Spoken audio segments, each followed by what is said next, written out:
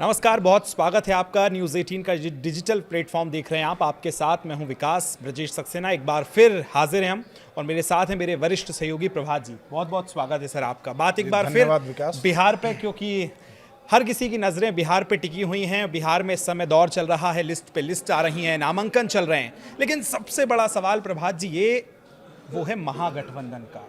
कहाँ बात अटकी पड़ी है? सीट शेयरिंग अभी नहीं हुई है, जबकि एनडीए ने 72 घंटे पहले लगभग सीट शेयरिंग की सारी चीज़ें हो गई हैं। कहाँ देर लग रही है महागठबंधन में?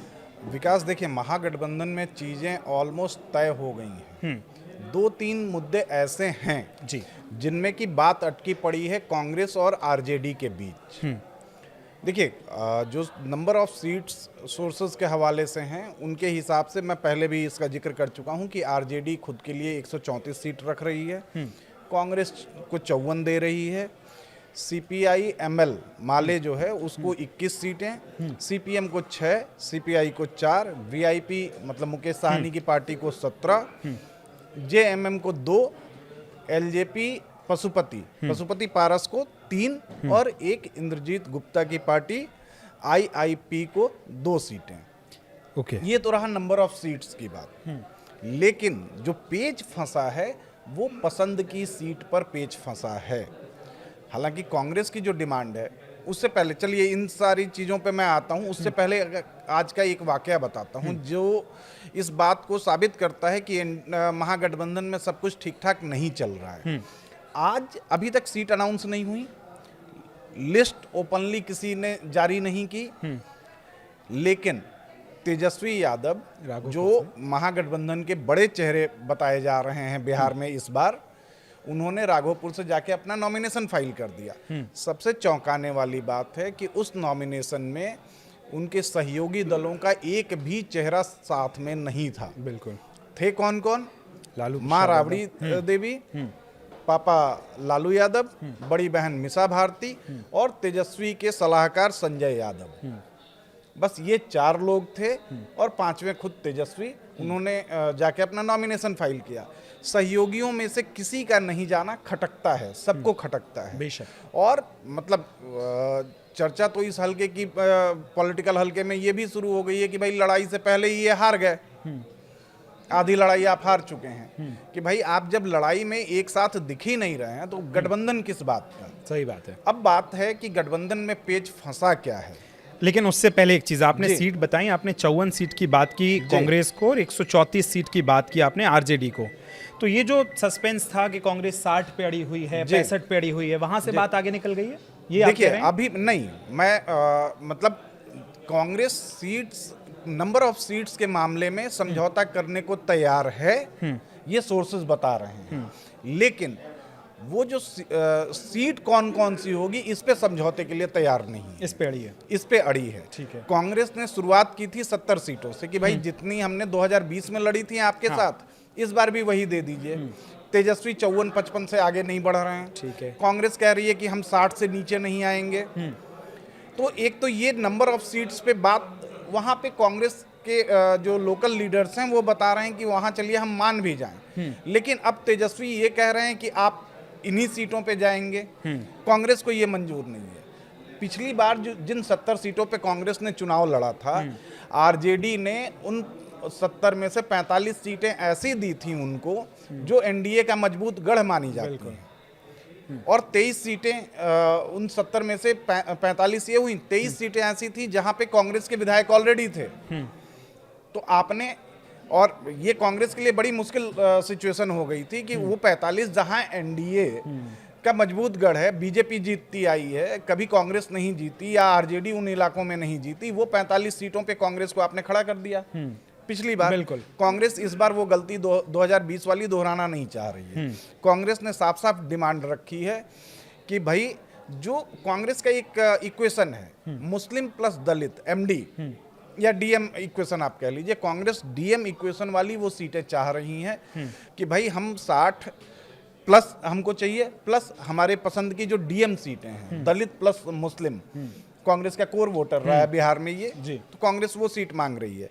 उसमें जो हम सीटों की अगर बात कर लें तो देखिए, वही मैं कह रहा हूँ आपको कि सीमांचल में 26 सीटें हैं टोटल। सीमांचल इलाका जो आपको किशनगंज, पूर्णिया, अररिया, कटिहार, ये 4 जिले आते हैं ठीक है। सीमांचल में, बिहार में। तो इनमें से 26 सीटें हैं। कांग्रेस वहां 16 मांग रही है, आरजेडी 8 देने को तैयार है, आरजेडी 12 सीटें खुद के लिए रख रही है। पिछली बार कांग्रेस का खेल इन्हीं सीटों और इसके चक्कर में बिगड़ा था।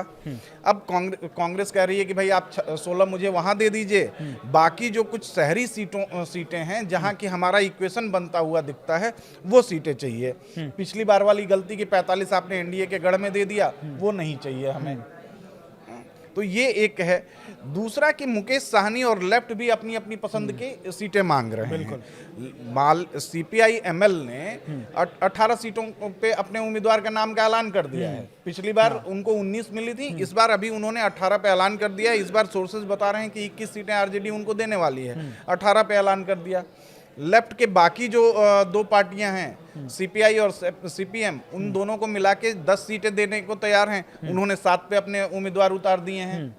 आरजेडी खुद के लिए 134 सीटें रख रही है, उसमें आरजेडी ने 40 सीटों पे अपने उम्मीदवारों के नाम का ऐलान कर दिया है। अब ये पेच फंसा हुआ है मेन कांग्रेस और आरजेडी के बीच।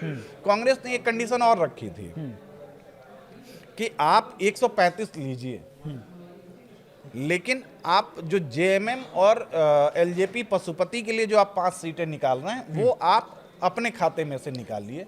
135 आप ले लीजिए, 130 पे आप अपने उम्मीदवार उतारिए, 5 अपने इन दोनों सहयोगियों को दीजिए। बिल्कुल, इससे हमारी सीट बढ़ जाएगी, मतलब 5 और बढ़ जाएंगी इधर। तो कांग्रेस के लिए 59-60 सीट्स हो सकती हैं, लेकिन तेजस्वी ने ये काम नहीं किया। अब इसमें दिक्कत ये आ रही है कि तेजस्वी परसों दिल्ली में थे, राउज एवेन्यू कोर्ट में उनकी पेशी थी, आरोप तय होने थे आईआरसीटीसी होटल स्कैम को लेकर। उसके बाद ये प्लान था कि वो मल्लिकार्जुन खड़गे और राहुल गांधी से मिलेंगे, लेकिन दोनों ने मिलने का समय नहीं दिया, वो वापस चले गए पटना। केसी वेणुगोपाल से एक मीटिंग हुई, लेकिन उसमें कोई सहमति नहीं बन पाई। केसी वेणुगोपाल ने, सोर्सेज के हवाले से खबर यही है कि केसी वेणुगोपाल ने उनसे कहा कि ये हमारी शर्त है, आप इसको पूरा कर दीजिए। और यहीं से एक सवाल प्रभात सर, कि जब तेजस्वी दिल्ली आ रहे हैं और राहुल गांधी से नहीं मिल रहे हैं जी, तो कई बार कुछ खबरें नहीं होना भी अपने आप में एक खबर बिल्कुल है। खबर है। तो ये क्या मैसेज इंडिया गठबंधन से नहीं जा रहा कि राहुल और तेजस्वी में सब कुछ ठीक चल रहा है? ठीक नहीं चल रहा। हाँ, मतलब बिल्कुल ठीक नहीं चल रहा है। हाँ। ये विकास बिल्कुल आपने सही पकड़ा है। आप मतलब सिर्फ 24 दुने 48 घंटे बचे हैं, 2 दिन का समय बचा है। बिल्कुल 48 घंटे ऐसे देखने के लिए हैं, लेकिन आप अगर वर्किंग आवर की बात करें तो सुबह 10 बजे से लेकर शाम 5 बजे तक का 7 दूने 14 घंटे बचे हैं नॉमिनेशन फाइल होने को। फर्स्ट फेज के 121 सीटों पे फर्स्ट फेज में इलेक्शन होना है। 17 लास्ट डेट है उसकी। आज 15 तारीख की रात को बैठ के हम लोग बात कर रहे हैं जी। अभी तक महागठबंधन में सीट शेयरिंग ही फाइनल नहीं हुई है, सीटों का अनाउंसमेंट ही नहीं हुआ है। तो आप चुनाव में क्या तैयारी, आपकी इतने दिनों से बातचीत चल रही है, सब कुछ हो रहा है, और लास्ट मोमेंट पे आप आके अभी भी फंसे हुए हैं। तो ये तो संकेत काफ़ी है ये समझने के लिए कि महागठबंधन में ऑल इज़ नॉट वेल।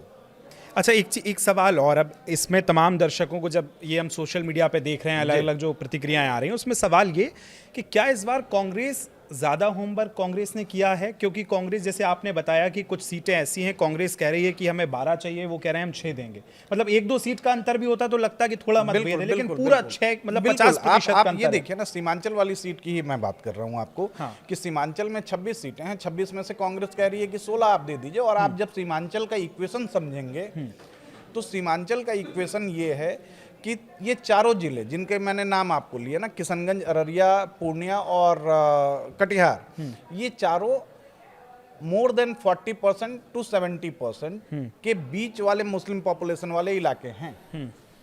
इनमें मतलब किशनगंज तो ऑलमोस्ट 70% मुस्लिम पॉपुलेशन का इलाका है।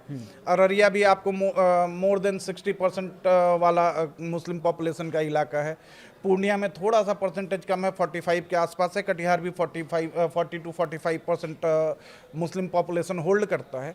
और ये आप मतलब उठा के देखें तो ये चारों जो लोकसभा हैं, किशनगंज, अररिया और आपको पूर्णिया और कटिहार, ये कभी कांग्रेस डोमिनेटिंग थे। मतलब तारिक अनवर कांग्रेस के सांसद रहे हैं और वहीं से उन्होंने जीत दर्ज की थी। निश्चित तौर आप 1989 का अगर उठा के देखें लोकसभा इलेक्शन, एमजे अकबर लोकसभा पहुंचे थे 1989 में उसी सीट से, किशनगंज की सीट से। तो ये जहां कांग्रेस को यहाँ लगता है कि ये उसका, और लगता ही नहीं है भी कि मुस्लिम एक कैडर वोट माना जाता रहा है खासतौर पे बिहार में, और वो अभी भी कैरी ऑन हो रहा है कि भाई वो कांग्रेस के साथ है पारंपरिक तौर पे। लेकिन तेजस्वी अपनी जिद पे हैं। तेजस्वी का जो लालू वाला जो समीकरण था ना, सोशल इंजीनियरिंग जो लालू की, MOI Muslim plus Yadav, Lalu ने इसी इक्वेशन को कैश किया ना 15 साल जब। अच्छा, कांग्रेस ने पहले कभी इतना हस्तक्षेप भी नहीं किया, जो मतलब एक आपसी सहमति से लालू यादव के साथ बैठक हुई। 2020 के चुनाव से पहले कांग्रेस ने वाकई इतना होमवर्क नहीं किया था बिहार को लेकर, बिल्कुल। लेकिन 2020 से 2025 के बीच कांग्रेस ने होमवर्क किया है। और मैं फिर कहूंगा यहाँ पर कि पिछले साल के लोकसभा सीटों के नतीजे, लोकसभा चुनाव के नतीजे कांग्रेस को काफ़ी इनकरेज कर रहे हैं अपने अलाइज पार्टनर से बार्गेन करने में, निगोशिएट करने में। मतलब भाई कांग्रेस 44-54 से उठ के 99 पे आना, तो ये कांग्रेस के लिए इनकरेजिंग फैक्ट है, जो इनकरेज कर रहे हैं कांग्रेस को कि वो अपने अलाइज पार्टनर से बात करें। भाई आप 70, ठीक है, 70 से कांग्रेस नीचे उतरने को तैयार है, ये संकेत कांग्रेस की तरफ से मिले हैं, कांग्रेस के लोकल लीडरशिप की तरफ से भी मिले हैं और सेंट्रल लीडरशिप ने भी किया है। लेकिन कम से कम आप उसको उस रिप्रेजेंटेशन में तो नंबर्स देंगे। ठीक है, आप नंबर्स पे भी आप कह देते एक बार को कि ठीक है हम 60 प्लस नहीं दे रहे हैं, हम आपको 55 या 56 ही दे रहे हैं, लेकिन आपकी पसंद की सीटें हम दे रहे हैं।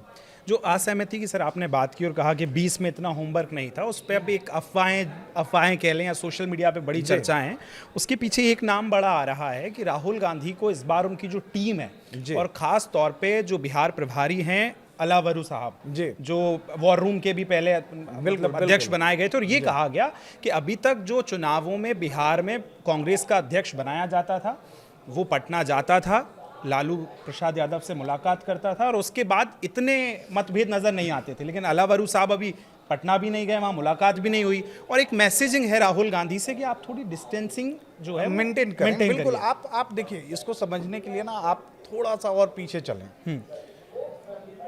कि मैं अभी 2 दिन पहले भी इस बात पे चर्चा कर रहा था कि 1990 में बिहार में जनता दल की सरकार बनी।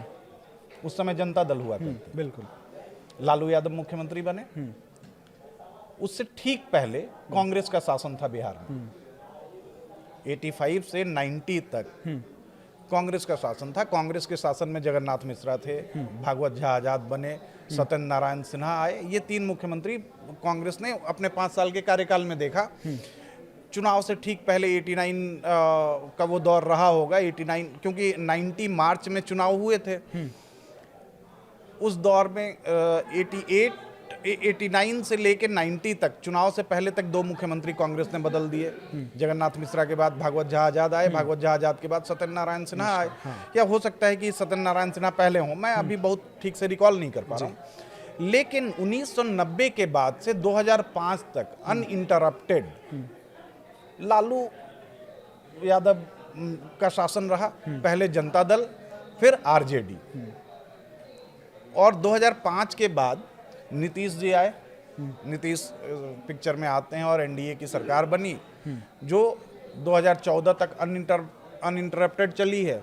2014 में आपको भी पता है कि गठबंधन का पहली बार जो है गठबंधन में तलाक हुआ। और तो कांग्रेस वहाँ से, मतलब कांग्रेस के लिए ये रिवाइवल सर्वाइवल का सवाल है कि कांग्रेस 89-90 में सत्ता से बाहर हुई वहाँ बिहार में, और आज करीब आप 25 साल ये और 10 साल वो, 35 साल के बाद कांग्रेस अपने को वापस पाना चाहती है। तो एक उसको कहीं ना कहीं लड़ाई तो लड़नी होगी, और लड़ाई पुनः जागरण की जो लड़ाई वो है कांग्रेस, वो नजर आती है। ठीक है सर, बहुत चूंकि समय बहुत अब कम है, और चलते चलते एक सवाल और कि जब कांग्रेस और आरजेडी में हमने ये चीज़ देखा, लेकिन आरजेडी में जब हमने देखा कि तेजस्वी दिल्ली आए, तो सिंबल बांट दिए गए पटना में लालू प्रसाद यादव की तरफ से, फिर अचानक तेजस्वी वापस पहुंचते हैं और उनको वापस बुलाया जाता है। हाँ, तो फिर ये लग रहा है कि आरजेडी में ही क्या सब कुछ ठीक नहीं है? नहीं, ऑब्वियस सी बात है। आप ये देखिए ना कि आरजेडी का, आप सबसे पहला आरजेडी के विवाद को अगर देखें तो पहले तो परिवार में फूट हुई, बड़ा बेटा अलग, छोटा बेटा अलग, पिता छोटे बेटे के साथ, बड़ा बेटा अपनी अलग पार्टी बनाता है, अपने कैंडिडेट अनाउंस करता है, पर्चे भरवाता है और महुआ सीट पे अपनी दावेदारी, तमाम तरह की ये जो चीज़ें हैं। फिर बीच में रोहिणी की एंट्री होती है, रोहिणी भी कुछ आरोप प्रत्यारोप लगाती हैं और बाहर हो जाती हैं इस परिवार के उससे। आज के नॉमिनेशन में ये साफ साफ दिखा कि भाई तेजस्वी के साथ परिवार के भी सिर्फ 3 ही लोग हैं, मम्मी, पापा और बड़ी बहन, और खुद चौथे तेजस्वी हैं। तो ये परिवार में भी ऑल इज नॉट वेल, ये चल रहा है। बिल्कुल। अब आखिरी सवाल कि अब क्या चल रहा है अगले 24-48 घंटे में महागठबंधन में, क्या होने वाला है? देखिए, महागठबंधन में मतलब मैंने पहले ही आपसे कहा कि भाई सिर्फ 2 दिन का समय बचा है फर्स्ट फेज के लिए। और कोई भी गठबंधन मतलब आखिरी मोमेंट पे जाके अगर अनाउंस करता है, इसका एक परसेप्शन अलग क्रिएट होता है पब्लिक के दिमाग में। और पब्लिक जो है वो अब पहले की तरह नहीं है कि भाई जो एक बार दिमाग में उसके भर दिया गया वही चलता रहेगा, नहीं। आप परसेप्शन चेंज होता है, वोटर का मूड भी चेंज होता है। हालांकि मुझे ये उम्मीद लग रही है कि कल सुबह तक फर्स्ट हाफ में 12 बजे से पहले तक कुछ ना कुछ समझौते। अब इसे ये जरूरी समझ लीजिए या मजबूरी समझ लीजिए? ये बिल्कुल मजबूरी है ये कि अब आप कहाँ तक लिंगर ऑन करेंगे।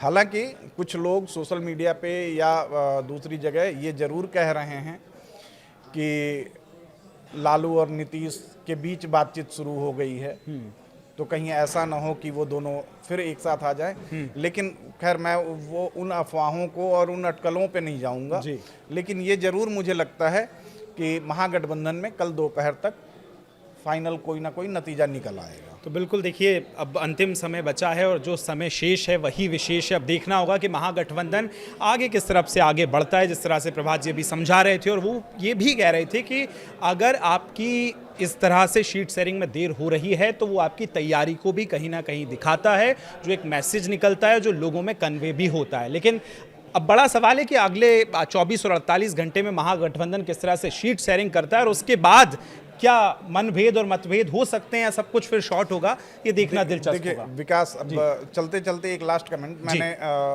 आपको 2018 की बैंगलोर रैली याद होगी। महागठबंधन ने अपना एक शक्ति प्रदर्शन किया था। बिल्कुल। और ये महागठबंधन की विडंबना है कि चुनावों से पहले एकजुटता खूब दिखती है लेकिन चुनाव आते आते वो एकजुटता बिखर जाती है। बिल्कुल। और इस बार भी बिहार में कुछ ना कुछ वैसा ही हालात दिख रहा है, वैसे ही हालात दिख रहे हैं कि महागठबंधन की एकता, राहुल, तेजस्वी और इन सब की यूनिटी और दोस्ती अच्छी दिख रही थी, लेकिन चुनाव आते आते वो एक बार फिर और ये किस दिशा में आगे बढ़ेगी, ये बड़ा सवाल है जो कि समय के गर्त में है। आप इस पर क्या सोचते हैं? अपने सुझाव और सवाल हैं तो हम तक ज़रूर पहुंचाएं। धन्यवाद। Thank you.